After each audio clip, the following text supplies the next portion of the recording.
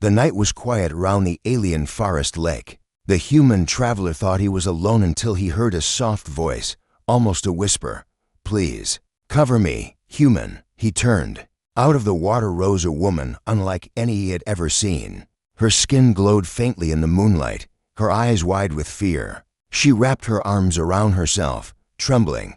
"They stole my clothes," she whispered again. "Please, don't leave me like this." The human froze. Who were they? And why would anyone target a lone woman bathing in the lake? From the dark trees nearby, faint laughter echoed. The human's heart raced. He could feel something watching them, something waiting, and in that moment, he realized this was no ordinary meeting by the water. This was the beginning of something far more dangerous. The night was calm, and the human traveler walked slowly through the alien forest. The air was cool, filled with strange sounds of insects and glowing lights floating above the water. He stopped when he saw a small lake hidden between tall trees. The surface of the water shone like glass under the pale moon. It looked peaceful, untouched, almost magical. He sat near the water to rest, but soon he heard something. At first, he thought it was the wind. Then the sound came again. It was soft, weak, almost like a whisper. He leaned forward, trying to listen. "Please, cover me, human." The voice was gentle, yet filled with fear. The traveler turned sharply, his eyes searching the lake. For a moment, he saw nothing but ripples. Then, slowly, she appeared. Rising from the water was a woman unlike any he had ever seen. Her hair fell wet against her shoulders, her skin glowed faintly with a silver light, and her eyes were large, shining like stars. She wrapped her arms around herself, trembling as if she carried both cold and shame. "They stole my clothes," she whispered again. Her voice shook, like it might break at any second. "Please, don't leave me like this." The human froze. His heart beat faster, not from fear, but from the strange pull of her words. Who was she? And more important, who were they that had taken from her? He looked around quickly, scanning the trees. The forest was too quiet now, the kind of silence that comes when something hidden is watching. He pulled off his cloak and held it out toward her. She stepped forward, her movements careful and graceful, though her body trembled with every step. She took the cloth from his hands and wrapped it around herself, her eyes never leaving his face. For a second, she seemed to study him, as if trying to understand why he was helping her. "You should not be here," she said softly. "It is not safe for you." "Why?" he asked, his voice steady, though his mind was filled with questions. "They are near," she whispered. Her gaze flicked toward the trees. "They took what was mine, and they will come back for me." The human listened carefully. At first, he thought she was only afraid, but then he heard it too. Faint laughter, distant yet close enough to chill the blood. The sound floated through the forest like a shadow. It was mocking, cruel, and it made the woman draw closer to him, clutching his cloak tighter around her. "Who are they?" he asked in a low voice, her eyes filled with fear. "Hunters," she said. "They follow me. They will not stop." The human looked again at the trees, but he could see only darkness between the branches. Yet he felt the weight of unseen eyes. He knew now the laugh was no trick of the night. Someone or something was out there, watching them both. The woman stepped closer, so near he could hear the quick rhythm of her breath. "Please," she said, her voice softer than the wind. "Stay near me. Just for tonight." The human nodded without thinking. He did not know her, did not know why she was here, or why the hunters wanted her. But something in her voice, something in her eyes, told him she was speaking truth. She was lost, alone, and in need of someone who would not turn away. For a moment, there was silence between them. Only the sound of the lake moved the night. The traveler thought maybe the danger had passed, but then he noticed it again, the faint glow of eyes in the distance. Not one pair, many. They did not move closer, but they were there, fixed upon them both. The alien woman tightened the cloak around her shoulders, her face pale in the moonlight. "They are waiting," she said. "They will strike when we are weak." The human's chest grew heavy with unease. This was no chance meeting by the water. This was something larger, something that had already begun before he arrived. The hunters had taken her clothes, but it was clear they wanted more than that. The night stretched on, but the traveler did not rest. He stayed by the woman's side, his eyes never leaving the trees. The glowing eyes faded slowly into the shadows, but the sense of danger never left. He knew they would return, and when they did, the peace of the lake would break. The woman sat close to him, her head lowered, her voice almost too soft to hear. "You should have left me," she whispered. "But you did not, and now you are part of this." The human did not answer. He only looked at her, at the fear in her eyes, and at the weight of the night around them. Somehow, he understood his journey had changed. Whatever the hunters wanted, whatever secret she carried, he was now bound to it. The forest whispered again with distant sounds, as if warning them both. The human tightened his cloak around her, and though neither of them spoke, they knew one truth. The night was only the beginning. The night passed slowly, but not peacefully. The human kept his eyes open, listening to every sound in the forest. The alien woman sat close to him, wrapped in his cloak, silent but restless. Sometimes she looked toward the trees as if expecting something to come out at any moment. Other times, her eyes closed for only a breath before she opened them again, afraid to drift into sleep. When the first light of dawn touched the lake, the forest felt alive in a new way. Birds called from the branches, strange shapes moved in the mist. But the human knew this was not the calm of morning. It was the silence before something else. The woman's hand tightened around the cloak as if she could sense it too. "They are near," she whispered. "They never stay far." The human looked into the trees. At first, he saw nothing but fog curling between the trunks. Then, slowly, shapes began to appear. Figures, tall and thin, stepped out of the shadows. Their faces were hidden under masks, their bodies covered with dark cloth that blended with the forest. They moved with quiet steps, almost gliding across the ground.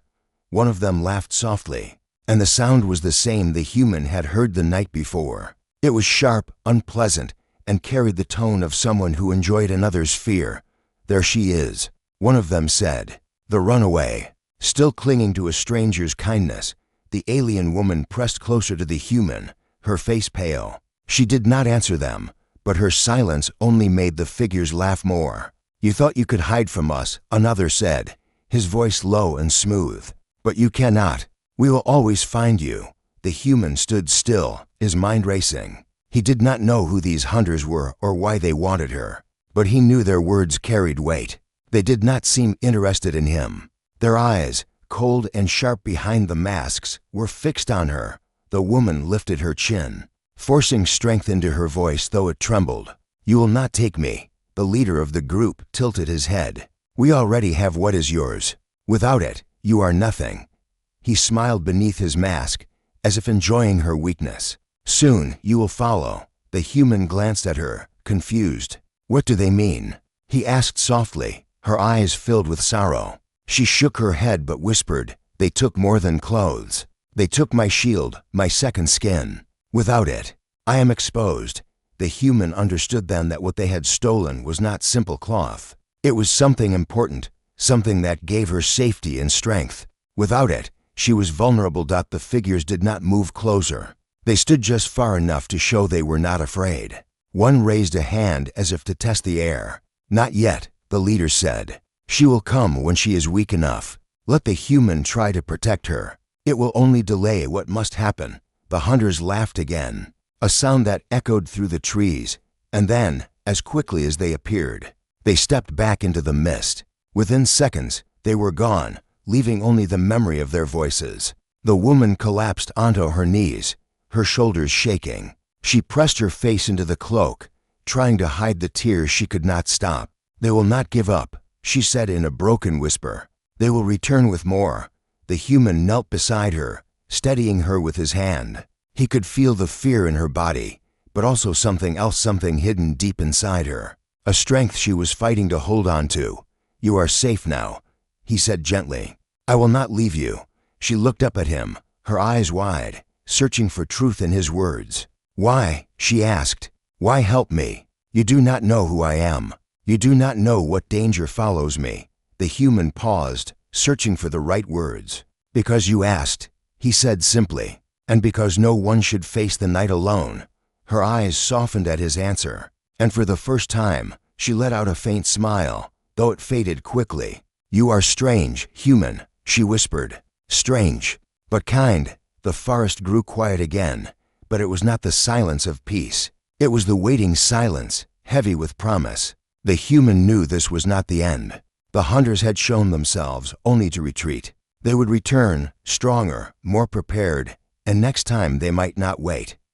The woman leaned against a tree, exhausted, her voice barely a breath. They want me for what I am.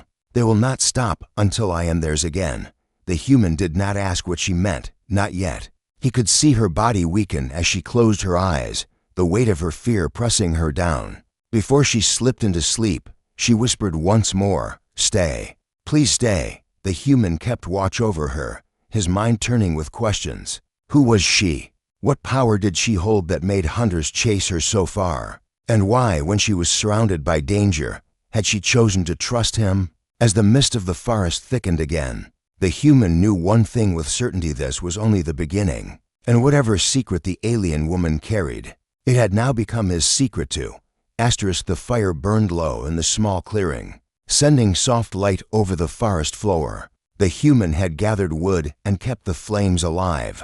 Though his eyes never stopped moving toward the trees, he felt the stillness pressing in, the way silence sometimes carried more weight than noise. The alien woman sat close to the fire, wrapped in the cloak he had given her. Her face looked pale in the glow, her eyes fixed on the flames as though she was searching for answers within them. For a long time, neither of them spoke. The night seemed endless, and yet he knew dawn was still far away. When she finally lifted her head, her voice was soft, almost unsure, as if she had been holding her words for too long. "You wonder who I am," she said. Not looking at him, the human leaned forward, but did not interrupt. Her eyes reflected the fire as she continued. "I am not like the ones you know. My world lies beyond the skies you have seen. I was not meant to be here, in this place, with no shield and no guard." She paused, her voice tightening. "They call me Runaway, but the truth is, I left because I could not stay." Her words carried weight, though the human did not yet understand them. "Why do they hunt you?" he asked quietly. She lowered her gaze to her hands, twisting the cloak between her fingers. "Because of what I carry in my blood. Because of what I was born into." She lifted her head slowly, meeting his eyes with a mixture of pride and sorrow. "I am of a house they call royal. My family rules over many, though not with kindness. To them, I am only a piece in their game, a bond to trade, a voice to silence, or a prize to hold." The human felt a heavy truth in her words. He had seen enough of the world to know how power could chain even those born into it. "They sent hunters after you," he said, piecing together the shadows of her story. She nodded, her expression tight. "Not only for me, for what I carry with me. The garment they stole, it is more than cloth. It was shaped for my body alone.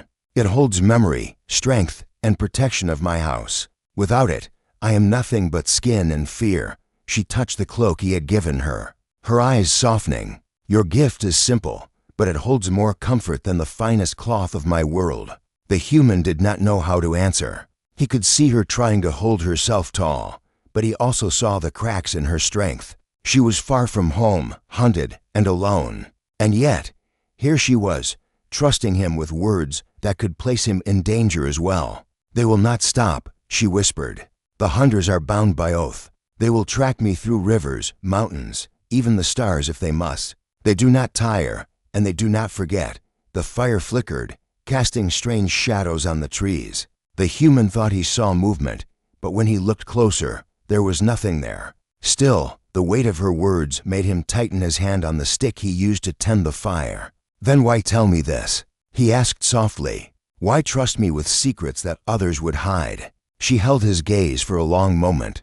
"Because you did not turn away. When I was at my weakest, when I had nothing left, you gave me what you had. No one has done that for me before. To my kind, trust is not given, it is taken. But you," her voice softened, almost breaking, "you gave it without asking anything in return." The human felt a strange warmth rise in his chest. He was not used to such words, not used to being seen this way. Yet he did not let it show. He only nodded, his eyes steady on hers. The night grew deeper. The sound of the forest shifted, as if the world itself was holding its breath. The alien woman's shoulders lowered slightly. as though the weight of her story had been too heavy to carry alone.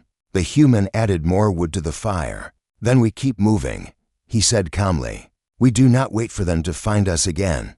Her eyes widened slightly, surprised by the certainty in his voice. "You would walk with me, even knowing what follows?" He gave a small smile, though it carried no lightness. "You asked me to stay, so I will." For the first time, a true smile touched her lips, though it was faint, fragile, as if it might break at the smallest touch. She turned back to the fire, her voice a whisper meant for herself more than for him. "Strange human, you do not know what you are stepping into."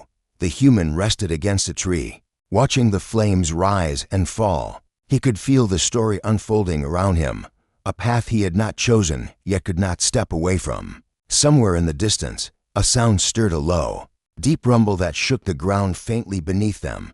The alien woman's head snapped up, her eyes wide with fear. "That is no hunter's voice," she breathed. "They have brought something else." The firelight flickered across her face as she stared into the forest, her body tense. The human followed her gaze, though the trees hid whatever was coming. He felt the earth tremble again, stronger this time, and the stillness of the night broke into a silence filled with dread. Whatever hunted her was no longer waiting in the shadows. It was coming, and it would not be alone. The ground quivered again, soft at first, then steady, like the rhythm of something heavy moving through the forest. The fire flickered as if afraid, its glow bending with the trembling earth. The human stood slowly, his eyes searching the shadows beyond the trees. The alien woman clutched the cloak tighter around herself, her face pale, her breath uneven. "They do not come alone this time," she whispered. Her words carried the weight of knowing, as if she had seen this before. The human listened. From the distance came a sound, not like laughter this time, but like air being pulled through great lungs. A low, deep growl followed, not sharp but heavy, as though it belonged to something ancient. The forest itself seemed to shift around the noise.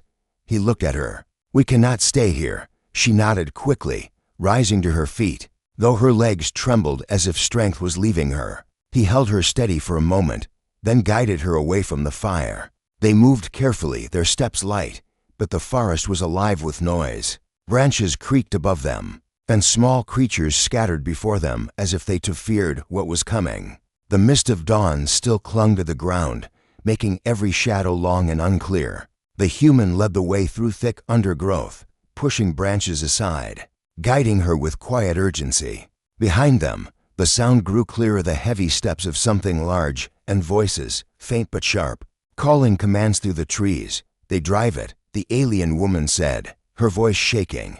"It is not free. They guide it with their will." The human glanced at her, but she did not meet his eyes. Instead, her gaze remained fixed on the mist, her steps quick though her body moved with strain. "What is it?" he asked. "A beast of the deep forests," she answered quietly. "Strong, restless, and bound to their call. They use it to weaken what they cannot take by hand." She swallowed hard. "Without my shield, I cannot stand against it." The human said nothing. His mind moved fast, looking at the forest not as a danger, but as a path of choices.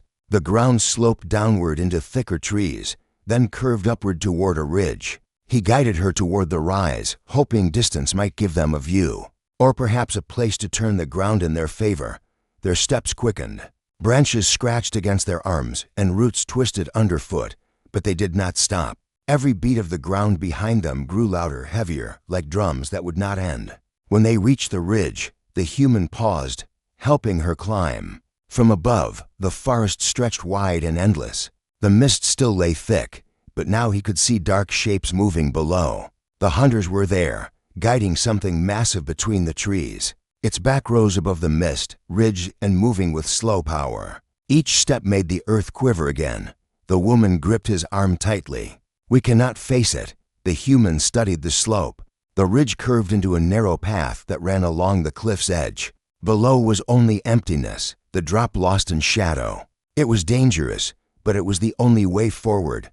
"We move there," he said, pointing. She hesitated, but then nodded, her trust in him stronger than her fear of the path. Together, they stepped carefully along the cliff's edge, their feet finding small holds among the stone. The wind rose here, carrying the sounds of the hunters' calls, halfway across. The beast's roar shook the air. Birds exploded from the trees below, and even the ground seemed to shiver under the sound. The woman clung to the rock, her eyes wide, her breath shallow. "They are close," she whispered. The human steadied her with his hand, guiding her forward. His eyes searched the path ahead, and though the way was narrow, it was still theirs to walk. Behind them, faint glows moved through the mist, the hunters' lanterns lighting their way. "They know where we are," the woman said. "Then we stay ahead," the human replied firmly. At the far end of the path, the ridge opened into a small hollow between two tall stones. They stepped inside, breathing heavily, listening for the sounds below. The beast's movements slowed, but the hunters' voices grew louder, sharper. As if they sensed the chase drawing close, the woman leaned against the stone, her hand pressed to her chest. Her eyes were distant, full of memory and pain. "This cannot go on forever," she said quietly. "They will not tire, and I cannot keep running." The human looked at her, his face calm though his mind weighed heavy with thought. "There is always a way," he said. "We only have to find it." For a moment, silence filled the hollow, broken only by the sound of the wind. Then, faintly, a new noise rose, the hunters calling, their voices joining together in a strange chant. The ground trembled again, stronger now, as if the beast was being forced closer. The woman lifted her eyes, fear and sorrow mixing in her gaze. "They mean to trap us. They will drive it here." The human stepped to the edge of the hollow, his eyes fixed on the mist below. He did not see the beast yet, but he felt its presence heavy and near. "Then we do not let them," he said quietly, more to himself than to her. She watched him, her voice low. "You stand against them without shield or power." "Why?" He turned back to her, his expression steady. "Because you asked me to stay." The words settled between them, stronger than any weapon. The woman's breath caught, and for a moment her fear softened into something else. But then the ground shook again, louder, closer, and the moment was gone.